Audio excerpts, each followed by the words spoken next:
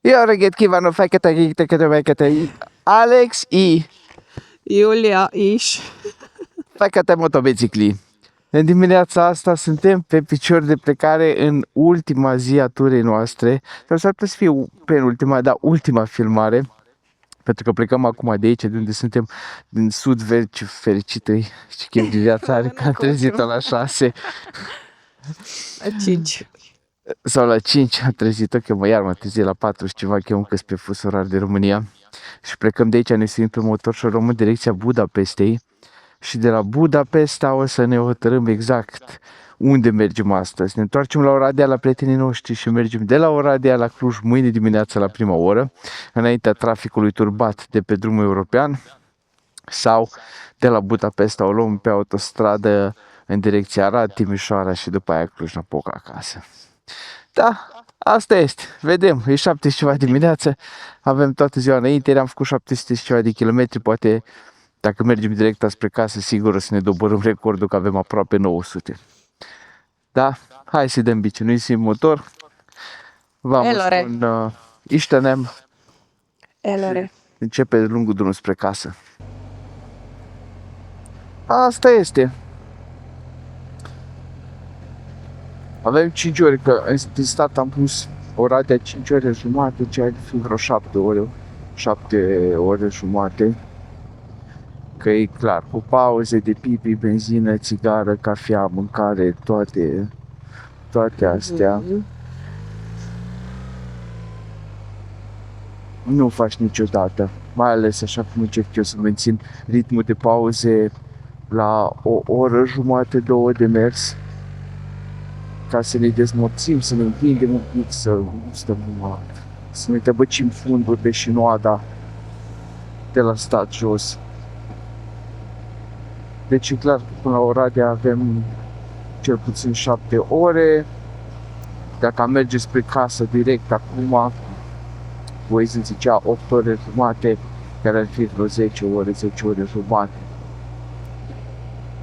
Da, vedem. Am zis că mergem până la Budapesta, putem să mai primim o dată să bem o cafea și să ciugulim ceva, dar cel mai important să bem o cafea, că aici ne-au lăsat o pastilă de aia bătaie de gât. Bine, 2 pastile, câte pastile de persoană, dar nu știu de nimic. Ce pastile? Alea de cafea, cum se zice, poduri de alea, capsule. Da. Și trebuie să bem o cafea și după aia o scoprim la Budapesta și vedem acolo exact ce și cum, care mood-ul, cum ne simțim. Dăm bice spre Cluj sau rămânem la Oradea. Mie nu m-a stricat să rămânem la Oradea, sincer, că aș merge să mănânc la aia cu șaurma, cu ciolan din Oradea, din Felix, că n-am mai fost de mult. Cred că de anul trecut, așa-i? Da. No. Ai fost și tu odată, dar acum ești melancolic, n-am mai fost de mult. Păi da, dacă a fost odată acum un an, nu-i? Am zis corect, că n-am mai fost de mult. Poate. Na, atunci ce te elimini dimineața? Nu ai băut cafea cum trebuie și ești un bully. Norocul tău că te aud întrerupt Așa. și nu pot să-ți răspund. Și nu-mi dai una peste cap, cum îmi dai de obicei când nu filmez. Sigur. Hai, lasă vrăjală.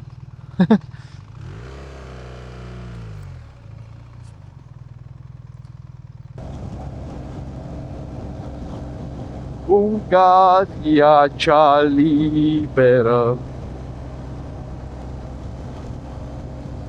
De la ce te-ai luat? Vreau să simulez un imn a Ungariei când trecem pe punctul ăsta așa buresc. Altfel nu știu cum să zic. Trebuie urât deloc. Dar nu am inspirație dincolo de versul Ungaria cea liberă.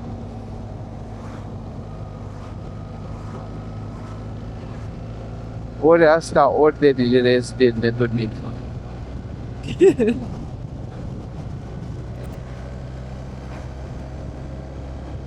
N-ai putea mi spune când ajungem pe autostradă și nu ne mai auzim. Cum te simți după tura asta? Te simți după concediul ăsta? Băi, mă simt foarte obosită. Serios? Sincer, foarte obosită. Și... Da, Da, mă bucur cu tot ce am vizitat și tot ce am văzut. Am văzut Dolomiți, am văzut Toscana. Am văzut Firenze, am văzut Trei Marmute. Extrem multe. Da, chiar a fost un concediu foarte productiv, mi se pare și mie. Sus grozav. Da, da, și eu mă simt obosit, îți dai seama. Mai ales cu somnul meu până la 4 poate, nu știu câte dimineața, nu știu câte zile consecutive. Da, da. Hai să vedem, să sperăm că merge pe noi la viitoare. Na. Da. S-au bușit sau aveau viteză? Nu știu. Uite cum stăteau pisicile în geam. Într-un geam așa după plasă. Era o Calico și o Ginny se uitau la accident. Am înțeles. Da, dar într-adevăr a fost un concediu foarte productiv. Chiar dacă n-am făcut tot ce ne-am propus. Și anume n-am ajuns și peste tura asta, că sigur va fi o data viitoare. Mi se pare că suntem foarte câștigați că am coborât în Toscana, știi? Da, cum să nu? Clar, dacă mergeam în zona cu Stelvio, într-adevăr, făceam Stelvio, făceam Galvia sau Gavia, celălalt pas din zona aia. Le făceam, dar ca activități altceva nu prea aveam ce să facem, ce să vedem. Cu poliție acolo? Da, da, am văzut-o. Ok. Nu înțeleg ce se întâmplă, dar nu ce. Păi am combinat frumos și pasurile montate, Da. și munții și drumurile tehnice cu călătoritul și cu un city break până la urmă. Da, exact așa. Și chiar ce city break, că nu am fost oriunde până la urmă, că Da, am fost în Florența, care rog mințile cât de frumoasă este și câte ai de văzut și câte ai de vizitat. Și dacă îți place arta, că ai zis cu ieri că ți nu-ți place arta, așa, dar nu nu-mi copiază. place, nu deja, înțeleg, mă depășește. asta majoritatea. deja Florența nu mai ține de artă și așa, ține de istorie și de ce importanță a avut în lume arta Corect. respectivă, chiar dacă nu înțelegi un tablou. Corect, corect. Plus că da, văzusem de atâtea ori Florența în timp ce a jucat Assassin's Creed 2 și Brotherhood și Revelations.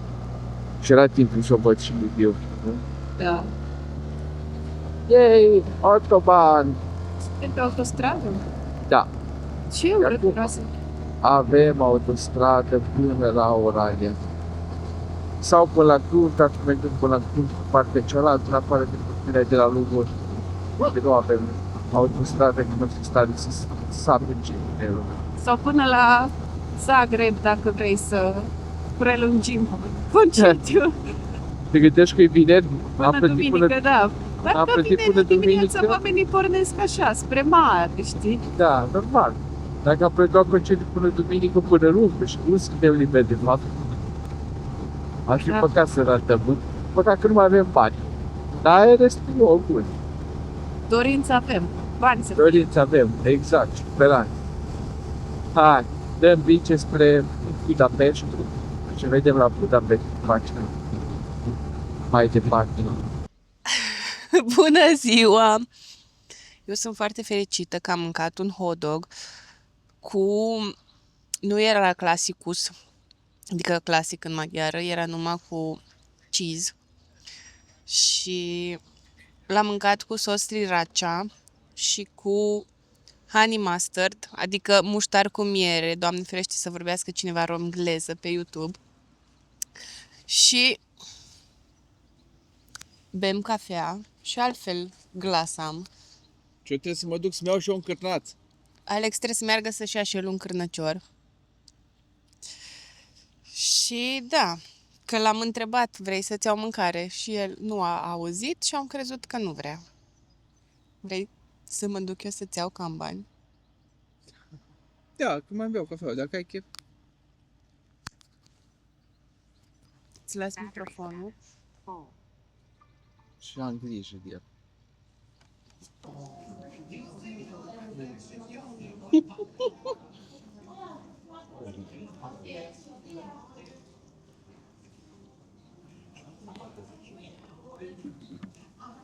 Azi mai mult am mâncat decât am mers.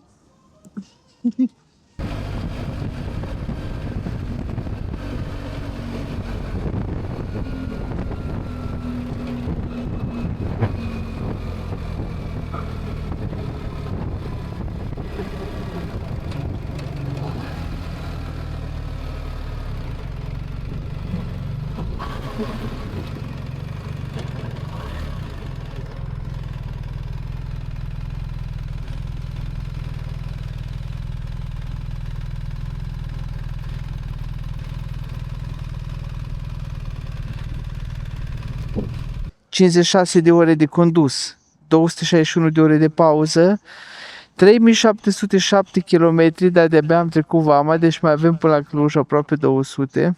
Bela face imediat 19.000. Mai am 164 de km benzină și consumul e de 5,7%. Dar, dragilor, aici suntem. Hai, iubita, și tu. Hai invers tot. Hai, invers. Am Așa. ajuns. Ne-am întors, nu putem spune încă că ne-am întors acasă, dar am ajuns în România. După câte țări? România, Ungaria, Austria, Italia, Slovenia. După 5 țări, aproape 4.000 de kilometri, 10 pași de care știm noi, sau de fapt sunt mai mulți, cred că. Mult mai mult. Da, da. Florența vizitată pentru prima dată, Toscana vizitată prima dată, multe paste mâncate, multă pizza mâncată, mult mâncat la cameră, foarte mulți bani cheltuiți. Cam asta a fost, dragilor, vă mulțumim foarte mult că ați rămas alături de noi. Va mai veni un singur, pe tema Turea este, mai veni un singur live, cât de curând o să-l anunțăm pe rețelele sociale, deci puteți să ne căutați, să ne urmăriți Facebook, Instagram. O să postăm pe toate când va fi live-ul și pentru asta așteptăm întrebările voastre, că live-ul ăla, ăsta scopul să-l aibă ca și turile trecute, să răspundem la întrebările voastre despre turul ăsta. Cum ești? Mai poți? Mai pot. Mai poți și cu sunac.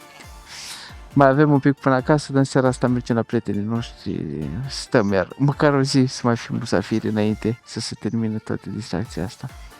Dar, dragilor, dacă ați rămas până aici alături de noi, sper că v-a plăcut și vouă la fel de tare cum ne-a plăcut și nouă tura asta. Abia aștept să ne vedem în curând la o nouă tură lungă, cel puțin cu mine. O să aveți parte de una peste aproximativ o lună jumate, dar nu vă zic despre ce e vorba. Cu Iulia vedem când se mai încumetă să bage și ea la o tură lungă. Dar până una alta.